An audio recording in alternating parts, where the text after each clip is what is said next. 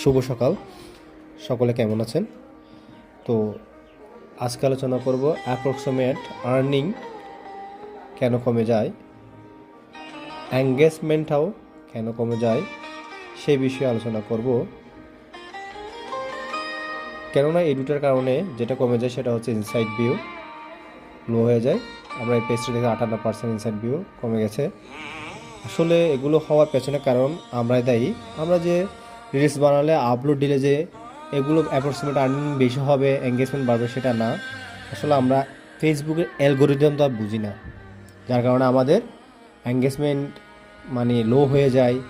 বিভিন্ন বিষয়ে ভিডিও না, মানে জাস্ট মাত্র যে কোনো একটা বিষয়, রান্না হলে রান্না, তো আমরা যে কোনো একটা বিষয়কে সিলেক্ট করে ওই বিষয়ে আমরা ভিডিও বানালে ওদের ফেসবুক অ্যালগোরিদম আমাদের সহজে বুঝতে পারবে।